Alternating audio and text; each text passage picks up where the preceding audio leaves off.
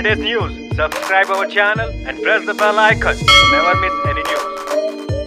നമസ്കാരം, ഇത് one India Malayalam.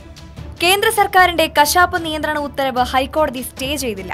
ഇടക്കാല ഉത്തരവില്ലെന്നും എന്നാൽ കേസിൽ വിശദമായി വാദം കേൾക്കുമെന്നും ഹൈക്കോടതി വ്യക്തമാക്കി. കേന്ദ്ര സർക്കാരിന്റെ ഉത്തരവിനെതിരായി നൽകിയ ഹർജികളാണ് ഹൈക്കോടതി പരിഗണിച്ചത്. ഹർജിക്കാരുടെ വാദം മുഖവിലക്കെടുക്കുന്നുവെന്ന് പറഞ്ഞ ഹൈക്കോടതി കേന്ദ്ര സർക്കാരിനോട് ഉത്തരവ് സംബന്ധിച്ച് വിശദമായ സത്യവാങ്മൂലം സമർപ്പിക്കാനും ആവശ്യപ്പെട്ടു. കേസ് വിശദമായി അടുത്ത മാസം 26-ന് പരിഗണിക്കാൻ മാറ്റിവെച്ചു. കശാപ്പിനായുള്ള കന്നുകാലി വിൽപ്പന നിയന്ത്രണ ഉത്തരവ് സ്റ്റേ ചെയ്യരുതെന്ന് കേന്ദ്ര സർക്കാർ ഹൈക്കോടതിയിൽ നേരത്തെ അപേക്ഷിച്ചിരുന്നു.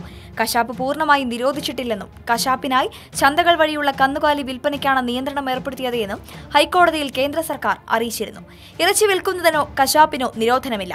അതിനാൽ കന്നുകാലി കടത്ത് നിയന്ത്രണ ഉത്തരവ് സ്റ്റേ ചെയ്യരുതെന്നും കേന്ദ്ര സർക്കാർ ഹൈക്കോടതിയിൽ അഭ്യർത്ഥിച്ചിരുന്നു. കന്നുകാലികളെ കശാപ്പിനായി വിൽക്കുന്നതിന് നിയന്ത്രണം ഏർപ്പെടുത്തിയ കേന്ദ്ര വിജ്ഞാപനത്തിൽ ഹൈക്കോടതി വ്യക്തത വരുത്തിയിരുന്നു.